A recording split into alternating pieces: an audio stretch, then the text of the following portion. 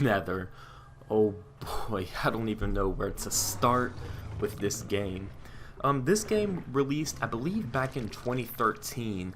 I believe some of the developers from War Z slash Infestation Survivor Stories, if any of you guys remember what that game was, moved on to Nether to make this game. And when it first came out, it had a lot of hype behind it. A lot of really good promotional material, such as even a live action trailer, which was decent. I mean, for an indie studio to release a live action trailer was pretty shocking, especially with the quality it had.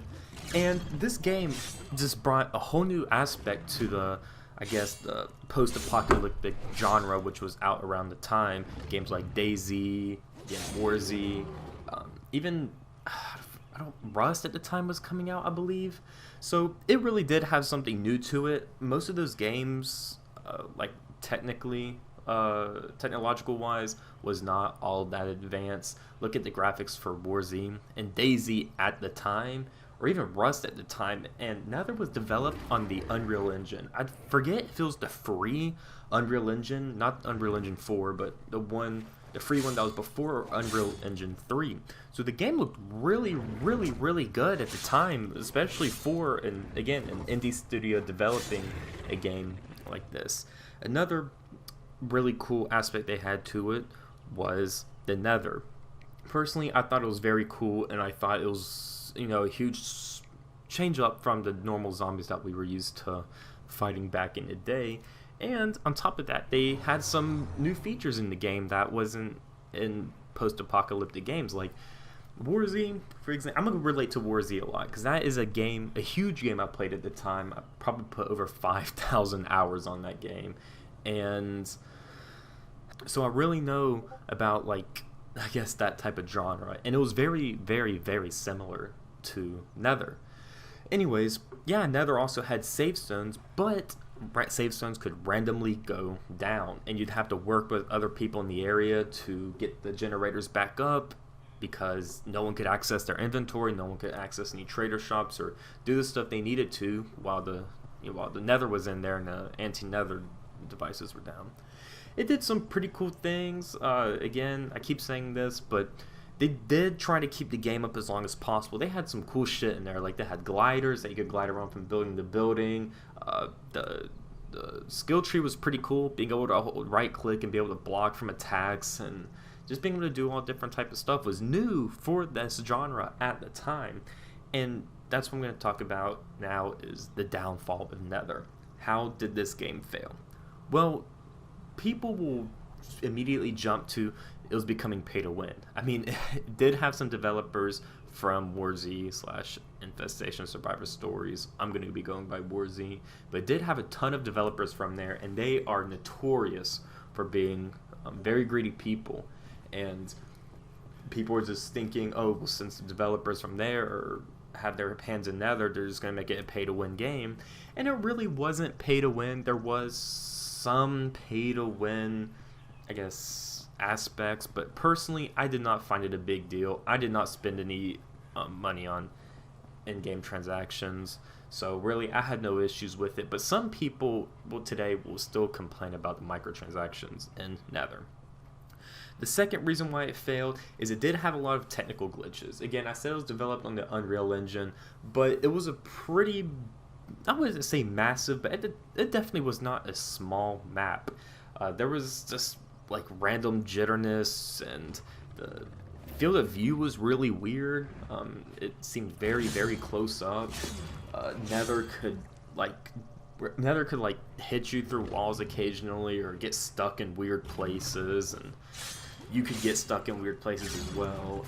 And it was more of a world glitch, really, just because the world was so massive, and they just, I guess they didn't have a lot of experience on the Unreal Engine, and that's kind of what led to all the glitches. But again, that was not a huge part for the downfall of the game.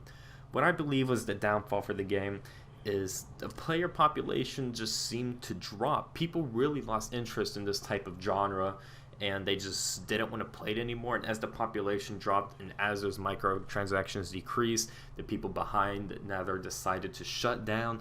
I believe in 2015 or 16, And shortly after that, another studio ended up buying them out and decided to release Nether Resurrected, which was just an updated version of Nether. You didn't have to pay for it again or whatever. And again, it was fun. They added a single player version of it, but the population was very low on it still. Cheaters started to become rampant as they weren't updating their anti-cheat and they weren't updating the game. And eventually the lack of features just really pushed people away. They tried one last Hail Mary of releasing an update where released or unlocked the other part of the map. I believe it was like another, I think it was literally double the size of the map, but the problem was it was all swampland. It was not fun to be in. Even to this day, like the 5 or 6 people that are on the servers, they don't go into the swamplands. They're just a really waste of time, space, resources, and people weren't interested and just ended up dropping the game. Now, however, I was informed about a week ago that the same person behind the Newsy, I'll put a little backstory behind that because I do plan on releasing a WarZ video later. But pretty much the people behind WarZ / Infestation Survivor Stories ended up selling the license to this guy named Fredicus, or Fredicus, however you want to pronounce it. I was actually friends with him at one point during the ISS development / emulator days. We used to, pretty much long story short, make our own versions of Infestation, and we were cool for a while, but he just got so popular, and he ended up getting the license to WarZ, released his own version called Newsy, and that's pretty much his flagship behind his studio, which is called Fredicus. I'm going to say Fredicus, AB. So now he has Newsy, and I guess the closest thing to that, since that's starting to die off, is he decided to put his fingers into Nether, which honestly is a very smart move of him because, again, the games were closely related when it comes to the developers behind it and the studios behind it. So he recently got the license for that, and to this day, I think it's called Nether the Untold Chapter or Untold Stories, and you do have to repurchase it on Steam, which is currently why I'm kind of steering away from it. I don't want to purchase it again. It has mixed reviews, and if it's something you guys want to see, I might try to buy it and play it. It just depends on the player count and if any real updates are being done to the game. As far as I know, there was not a source code leaked for Nether, or I guess whenever you got a hold of the licensing for it, they just gave them the source for it. So I guess it's interesting that after the game released in 2013, so 6 years later, it's now becoming a topic that some people are talking about, and I do want to play the new version that Fredicus released, but I just don't want to pay for it. I don't feel like that's a good purchase, but who knows. Anyways, guys, this is my little story about Nether, why it failed, and the downfall of it, and hopefully it can come back up. Let me know what you guys think in the comments below about Nether, and I will see you guys in the next one.